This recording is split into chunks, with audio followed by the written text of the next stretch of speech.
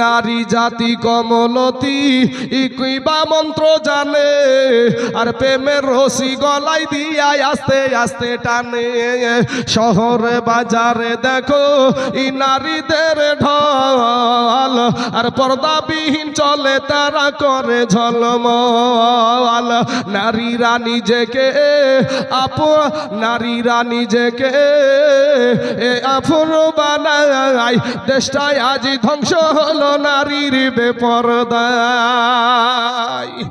মা রাগ করিয়েন না, আজ আপনার সন্তান, একটা সন্তানের শিক্ষার প্রথম শিক্ষক হলো তার মা জননী। এই চাচা কথা বলেন ঠিক না বে ঠিক রে ভাই? আমরা পুরুষ মানুষ, আমি চলে এসেছি মাগরিবের আগে, মাগরিবের নামাজের পরই তাকে পড়তে বসানোর দায়িত্বটা কার? মায়ের।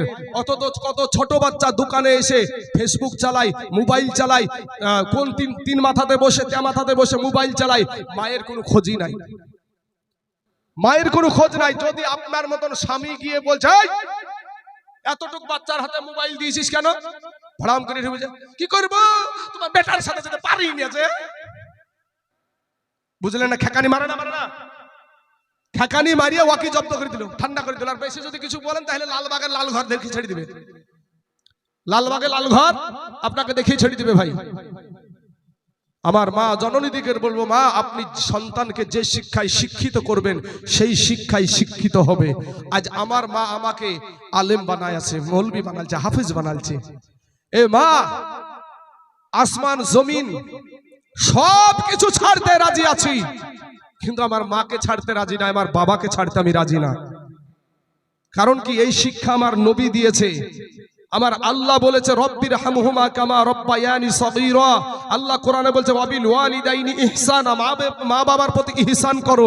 তুমি তো ওই শিক্ষায় শিক্ষিতও করনি, তোমার বেটা তো জানেই না যে মা কি জিনিস, বাবা কি জিনিস। আজ বৃদ্ধ বাপজির পকেটে 10টা টাকা থাকে না, বেটা যুবক বেটা আনন্দ ফুর্তি করছে বন্ধু বান্ধবের সাথে, বাবাজি কত রকমের জিনিস খেয়ে বেড়াচ্ছে, অথচ তার বাপের পকেটে 50টা টাকা নাই, খবর রাখে না। বাপ লজ্জায় চায়ের দোকানে বসতে পারে না, চায়ের দোকানে বাপ লজ্জায় বসতে পারে না যে আমার পকেটে তো টাকা নাই, গেলি তো চা ধরে দিবে, পয়সা কি করে দেবো।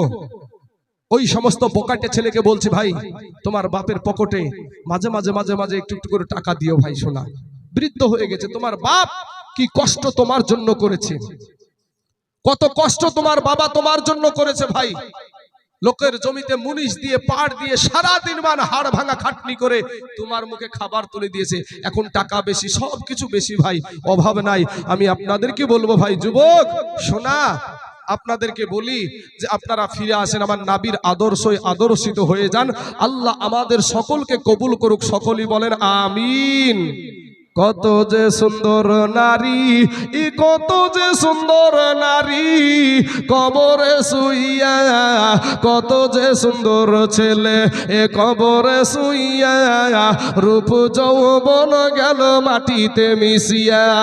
যুবক রে, ও যুবক ভাই সোনা মানিকের আমার ভাই জানেরা, আমার আব্বা জানেরা গো, আমার পর্দার আড়ালের মা খালারা, আজ রূপের বাহাদুরি করিস না রে বোন, আজকে যৌবনের বাহাদুরি করিও না রে বাবা। কবি বলছেন রূপ যৌবনে যদি, রূপ যৌবনে যদি থাকে অহংকার, আর গরু স্থানে যাইয়া দেখো হাল তথাকার। কত যে সুন্দর নারী কবরে শুইয়া, কত যে সুন্দর নারী কবরে শুইয়া, রূপ যৌবন গেল মাটিতে মিশিয়া। যাহাদের রূপে বড় গর্বিত ছিল, তাহাদের রূপ দেখো মাটিতে খাইল। উঠাও উঠাও মাল গাড়িতে ভরিয়া, আর গাড়ি যখন ছেড়ে দিবে পস্তাবে বসিয়া। খোদারি হুকুম হবে ছেড়ে দিবে গাড়ি, আর জমিনেতে পড়ে পড়ে দিবে দিবে গড়াগড়ি। আমার আব্বা জান ভাইয়েরা গো, আপনাকে একদিন মরতে হবে ভাই, এটা আপনি কপালে খেলেন। আপনার মৌত যে কোন মুহূর্তে আসবে, কখন চলে আসবে কেউ জানে না। যুবক রে, তুমি হয়তো ভাবছো আমি এখনো মরবো না, আমার এখনো বয়স হয় নাই, এখনো মসজিদে যাওয়ার সময় হয় নাই, এখনো দাড়ি রাখার মতন সময় হয় না। আমি বলবো ভাইজান, দিলটা নরম করে একটা বার বালির ঘাটের দিকে তাকাও। তুমি ওই বালির ঘাটে একটা যাত্রী সহ বাস গিয়ে পানিতে ঢুকায়া গেছিল, কিন্তু ভাই গো, তোমার চোখের সামনে ওটা তোমরা সকলেই জানো, ওই বাসের ভিতরে শিশুও ছিল, ওই বাসের ভিতরে নারীও ছিল, ওই বাসের ভিতরে যুবকও ছিল, ওই বাসের ভিতরে বৃদ্ধও ছিল। সবাইকে নিয়ে গিয়ে পানিতে প্রবেশ করেছিল। জলঙ্গির নদীর কথা বাবজি মনে করেন, জলঙ্গির নদীতে কুয়াশার ভিতরে একটা বাস চলে গিয়েছিল। ওরে ভাই, সবাই পিকনিক করে যুবক ছেলেরা যাচ্ছিল, কিন্তু বাবা আমার আল্লাহ পাক ওই যুবক সহ গোটা বাস পানির ভিতরে প্রবেশ করায়া দিল। মুসলমান দোষ হলো কার? কুয়াশার। ও বাবাজি, সোনা মানিক রে, কখন আপনার মৌত হবে কেউ আমরা জানি না। যুবক রে, আমি আপনাদেরকে বলবো, একটু কোরআন ওয়ালা হয়ে যাও, আমার নবীওয়ালা হয়ে যাও। কারা গো কোরআনকে ভালোবাসেন, কারা গো আজ আল্লাহকে ভালোবাসেন, কারা ইসলাম ধর্মকে ভালোবাসেন, আজকে দিলখানা একটু নরম করে দিবেন বাবা। তার পূর্বে একবার দুরূদ শরীফ পড়েন, আল্লাহুম্মা সাল্লি মাওলানা মুহাম্মদ ওয়ালা আলী সাইয়্যিদিনা মাওলানা মুহাম্মদ সাল্লাল্লাহু আলা মুহাম্মাদিন সাল্লাল্লাহু আলা মুহাম্মদ हरदम ज़बान से निकालो पाक नामे मुहम्मद, हरदम ज़बान से निकालो शफियाना मुहम्मद सल्लल्लाहु अलैहि वसल्लम। बाबा, এই দেশের মানুষ বড় দানশীল। এখন আমি আদায়ের কথা বলি না বাবা, আদায়ের কথা এখন কিচ্ছু বলিনি। তার পূর্বেই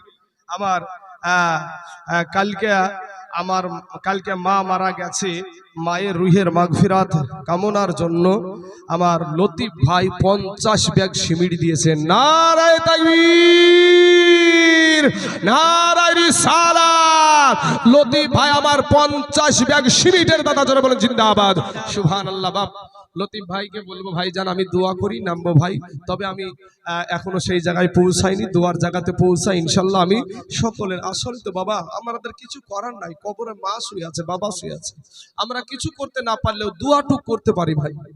তার সন্তান তুমি ভাই গো, মার কবরের কাছে যাবা, চোখের পানি ছেড়ে একটু দোয়া করবা, মার কাছে যে একটু কান্না করবা। ও যুবক, শেষ বিদায়ের টাইমেও তোমার মাকে একটা পর পুরুষের কোলে তুমি কবরে শোয়ালছো। তুমি এমন যুবক ছেলে যে তুমি একটা মুসলমান হয়েছো, তোমার মাকে অন্য পর পুরুষে কোলে করে কবরে নামাছে। তুমি পারো না কবরে নামানোর নিয়াত জানো না, দোয়াটা তোমার জানা নাই। আমি নামতে পারলাম না, আর আমি তাই যখন নামবো রে ভাই, আমার বাবাকে আমার মাকে যখন আমি কবরে শোয়াবো, লাস্ট দেখা যখন আমি মাথার ওই কাফনের গিটটা খুলে যখন মা জননীর চেহারাখানা যখন পশ্চিম সোজা করব, বলেন ভিতরটা কেমন হবে? একটা বার বিবেকে চিন্তা করেন, তখন কি আর ভিতরটা সন্তানের থাকবে? হাই রে মা, আজ আমার জন্মের মতন শেষ বিদায় আমার মাকে দিচ্ছি। অনেকেই বাবা ধুসমুস করে উঠে চলে আসে তারা, কিন্তু যখন বেটা নামবে মাকে ছেড়ে উঠে আসা অসম্ভব হয়ে যাবে। বেটা নামলে বেটাকে সবাই মিলে ছেড়ে তুলতে হবে, কারণ ওই মাকে ওই জায়গাতে মাটির ভিতরে রাখছে। যখন কাফনের গিট যখন খুলছে, বেটার ভিতর তখন ছিলবিল ছিলবিল ছিলবিল করছে যে আমার মা আজ এই অবস্থা। আহা, হে যুবক, শোনা আমার মা জননীদেরকে বলবো, মা গো, তুমি তোমার সন্তানটাকে মসজিদে পাঠাও, মক্তবে পাঠাও, কোরআন শিক্ষা করাও মা, যাতে কমসে কম তোমার জন্য তোমার কবরে তোমার মা সন্তানটা নামতে পারে, তোমার জানাজাটা করতে পারে। আজ তোমার জানাজা করবে অন্য একটা ইমাম সাহেব, তোমার জানাজা করছে একটা অন্য মানুষ, তোমার সন্তান যদি জানাজা করে, তোমার সন্তানের ভিতর কইজা ফাটবে। আমার মাকে আজ লাশ বানায় আমার সামনে শুয়াইয়া রেখে আমি নামাজ পড়াচ্ছি। হায়রে যুবক, আজকে তুমি কাকে দিয়ে ইমামতি করাও? তোমার মা শেষ বিদায় নিচ্ছে, তুমি একটু মায়ের জন্য কি পড়ে জানাজা করতে হয় এটাও তোমার জানা নাই। কপাল পোড়া রে ভাই, তুই কপাল পোড়া, কপাল পুড়িয়া গেছে ভাই। আব্বা জান আমার সোনা মালিকেরা, একটা ঘটনা আমার মনে পড়ে গেল বাবা। এটা কোরআনের পাওয়ার যে কত, কোরআনের পাওয়ার যে কত বাপ। কোরআন আটলান্টিক মহাসাগরের চাইতো গভীর।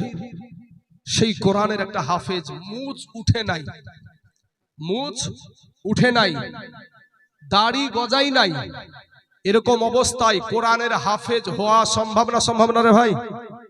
কোরআনের হাফেজ কোন বইয়ের হাফেজ হয় না, কিন্তু কোরআনের কিতাবের হাফিজ হয়। কোরআনকে মুখস্থ করে, ঠুটুস্থ করে। পৃথিবীতে কোনো কিতাব আপনার মুখস্থ কারো নাই, কিন্তু কোরআন শরীফ আল্লাহর কালামকে সবাই বুকে রাখে এবং নিজের সিনাতে গাঁথিয়ে নিয়ে এক জায়গাতে বসে পুরা কোরআনকে পড়িয়ে দিতে পারে না দেখে। এরকম কিতাব পৃথিবীতে আছে আর কোনো কিতাব নাই। তো আমার বাবাজি, আমার ভাই জানেরা, আমার মা খালা, আরব দেশ থেকে একটি আপনার জাহাজ নৌকাতে করে কিছু মানুষ চলে আসছে। এর ভিতরে একটা ফ্যামিলি আছে, বেটা হলো কোরআনের হাফেজ, মা আছে, বাবা আছে। ঝড়ের তাণ্ডবে নৌকাটা ডুবে ভেঙে গিয়ে ডুবে চুরমার হয়ে গেল, সবাই মারা গেল, একজন ব্যক্তি বেঁচে গেল, সেটা ছিল সেই কোরআনের হাফেজ। মুছ গজাই নাই, দাড়ি গজাই নাই। বাবাজি আমার সোনা মানিকেরা, এই ছেলেটা বাবা রে কোরআনের হাফেজ সাহেব। ও মা, দিলখানা একটু নরম করে দিবা মা। আব্বা জান গো, দিলখানা একটু নরম করে দিবেন আব্বা গো। এই দুনিয়াটা কিছুই না রে মুমিন, এরা আমার নবীর উম্মতের দল মাস্তানি করিও না রে বাবা, যৌবনের বাহাদুরি দেখায়ও না। আজকে দুর্লভপুরের মসজিদের উন্নতি কল্পে এই জলসার আয়োজন করেছে। আসেন একটু এই মাহফিলে এসে বসে যান, একটু আপনারা এটা থেকে কেউ যেন মাহরুম হয়েন না বাবা। আসেন, সকলকে আমি বলবো ভাই গো, এখানে উঁচু নিচু কোনো ব্যাপার না, এটা হলো ইসলাম ধর্মের সভা। রাজাও আসতে পারে, বাদশাও আসতে পারে, প্রধানমন্ত্রীও আসতে পারে, একটা গরিব মিসকিন ফকিরও আসতে পারে। কাউকে বাবাজি কাউকে অন্যায় বলা হয় না। ও মুসলমান, এই হাফেজ সাহেব ছেলেটা বাবা বেঁচে গেল। হাফেজ সাহেব ছেলেটা একটা তক্তা ধরে বাবাজি ভাসতে ভাসতে ভাসতে ভাসতে ভাসতে ভাসতে একটা কিনারায় যে লেগে গেল। কিনারায় যখন লাগলো রে বাপ, ওই ছেলেটার নাম হলো আবুল বারাকাত ইউসুফ বরবরী রহমতুল্লাহ আলাইহি। ইবনে বতুতা রহমতুল্লাহ আলাইহি তার কিতাবে লিখছে বাবা এই ঘটনাটা। আবুল বারাকাত ইউসুফ বরবরী রহমতুল্লাহ আলাইহি এটা কোরআনের হাফিজ, কোরআনের কারণে একটা পুরা দেশ মালদ্বীপ জায়গাটার নাম বাবা। ওই মালদ্বীপের জমিনে একটা মুসলমান ছিল না, একটা মসজিদ ছিল না বাবা, একটা মাদ্রাসা ছিল না বাবা, একটা মক্তব ছিল না বাবা, একটা আপনার কোনো রকমের ইসলামিক কোনো জিনিস ছিল না বাবা। কিন্তু একটা কোরআনওয়ালা হাফেজের কারণে পুরা দেশটা বাবা মুসলমানে ইসলাম ধর্মে রূপান্তরিত হয়ে গেছে। জোরে বলেন সুবহানাল্লাহ। ওই দেশে যদি কেউ বাবাজি নাগরিকত্ব নিতে হয়, তাহলে আগে কালেমা পড়ে মুসলমান হতে হবে, তারপরে ঘর বাবা নাগরিকত্ব পাবে।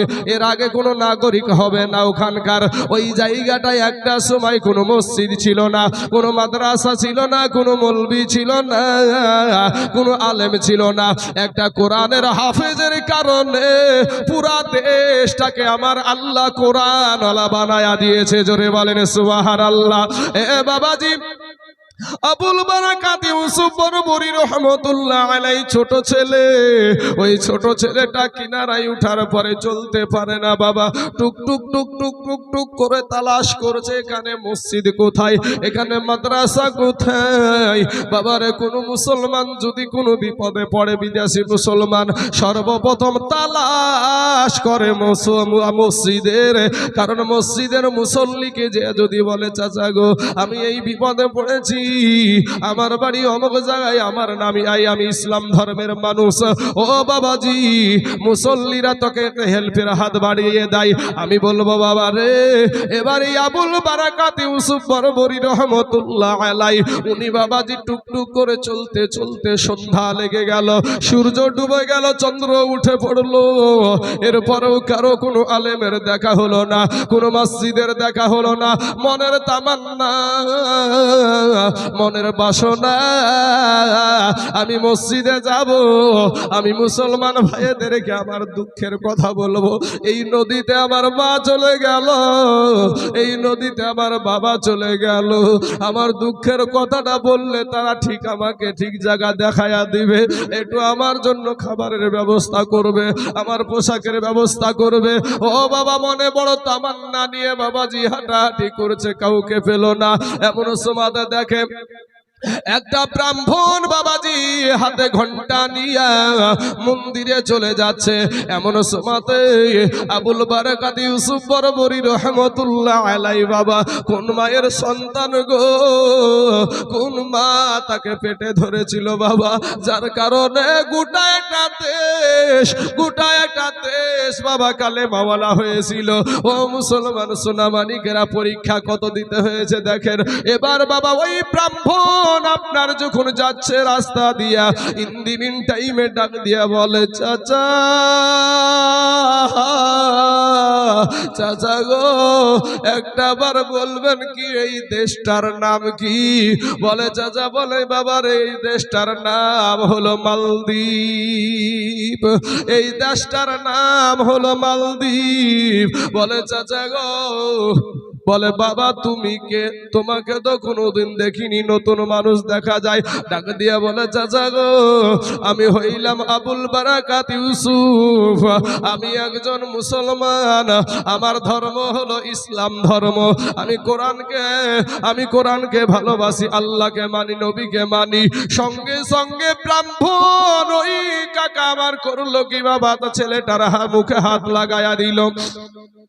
মুখে যখন হাত লাগায়া দিয়েছে বলে বাবা রে আর কথা বলিও না, এই দেশে আর ওই কথা বলিও না, এই দেশের বাদশাহ যদি জানতে পারে, এই দেশের মানুষ যদি জানতে পারে যে ইসলাম ধর্ম মাননেওয়ালা মানুষ এখানে এসেছে, মুসলমান এখানে এই দেশে ঢুকে পড়েছে, সঙ্গে সঙ্গে তোমাকে কতল করে দেবে, সঙ্গে সঙ্গে তোমাকে শহীদ করে দেবে।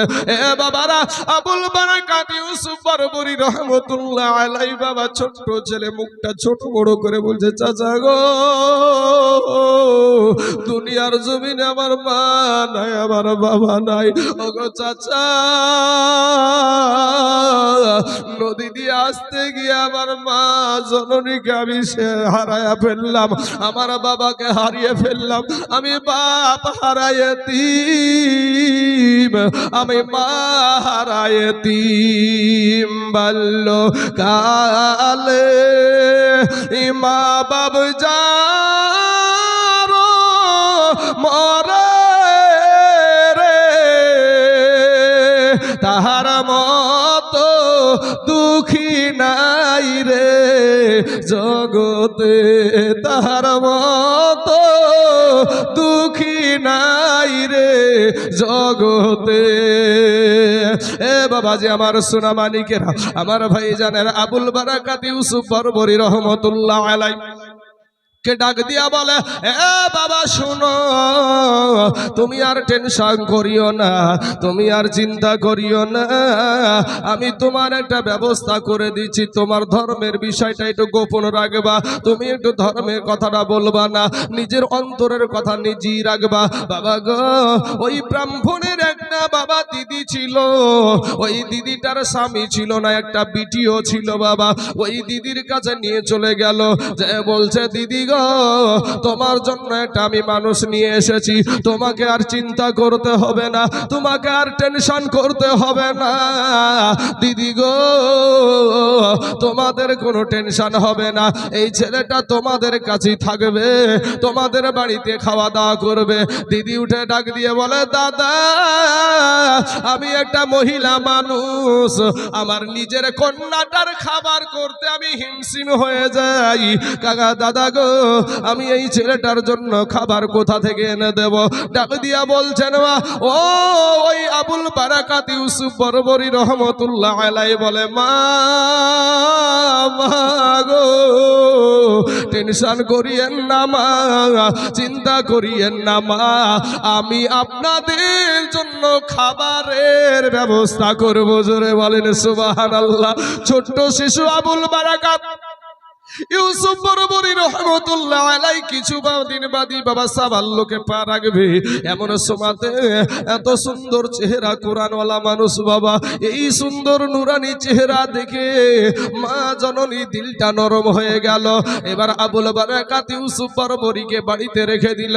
রেখে দেওয়ার পর বাবারে জংলাই যাই, এখানে যায় ওখানে যায়, গোপন ভাবে না আল্লাহকে সেজদা করে, নামাজ আদায় করে। এমন সময়তে বাবা হঠাৎ একদিন বাজার থেকে সন্ধ্যা বেলায় বাড়িতে প্রবেশ করছে।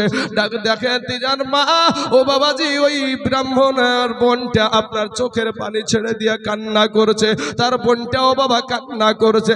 ডাক দিয়া বলছে, আবুল বারাকাত বলে, মা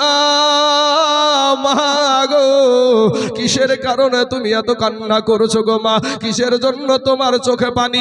আমার বোনের চোখে পানি কেন? আবুল বারাকাত ইউসুফ বরবরী মা রহমতুল্লাহ আলাইহির পালিত মা ডাক দিয়ে বলে, বেটা রে, ওরে বেটা, এই মালদ্বীপের জমিনে এমন একটা আইন আছে তুমি জানো না রে বাবা? তোমার জানা নাই? এই যে সাগর দেখছো, এই সাগরের মধ্যে থেকে প্রত্যেক 6 মাস অন্তর অন্তর, প্রত্যেক 6 মাস অন্তর অন্তর এই পানির ভিতর থেকে, সাগর থেকে জিনেদের দানব উঠে, জিনেদের দানব উঠে এসে আমাদের মন্দিরে আসে। আর ওই মন্দিরে প্রত্যেক 6 মাসে একটা করে নারী, একটি করে মহিলাকে দিতে হয়, নববধূ রূপে দিতে হয়। ওই নববধূকে প্রত্যেক 6 মাস পর পর আজকে এই মন্দিরে দেয়। আর সেই আপনার দানব এসে তাকে ভক্ষণ করার পরে তাকে মেরে ফেলে আবার চলে যায়। যদি মহিলা না দেওয়া হয়, তাহলে ওই দানব তাণ্ডব চালিয়া সাগরকে উথাল পাথাল করে পুরা মালদ্বীপকে ডুবাইয়া দেয়, বাড়ি ঘর সব ভেঙে চুরমার করে দেয়। আমার আবুল বারাকাত আল্লাহর গোলাম ডাক দিয়া বলে, মা গো, আর চোখের পানি ফেলবেন না গো মা, আর কান্না করিয়েন না মা, আমি আপনাদের জন্য আছি গো মা। ও গো মা, ওই দানবের হাত থেকে যেই বাদশা আপনার মেয়েকে কালকের জন্য নির্ধারিত করেছে, ওই বাদশার হাত থেকে আমি আবুল বারাকাত ইউসুফ বরবরী রহমতুল্লাহ আলাইহি, আমি কোরআনের হাফিজ, আপনাদেরকে দানবের হাত থেকে আমি বাঁচাবো। জোরে বলেন সুবহানাল্লাহ। যুবক রে মা খেলা গো, কি সন্তান তৈরি করছো গো মা, কি শিক্ষায় শিক্ষিত করো মা। আজকে এখানে যত মানুষ বসে আছেন বাবা, কেউ বুকে হাত দিয়া বলতে পারবেন না আপনার মেয়েটা, আপনার ছেলেটাকে 500 টাকা দিয়া বেতনে আপনি টিউশন করে কোরআন শিক্ষা দিচ্ছেন, এরকম একটাও দেখাতে পারবেন না।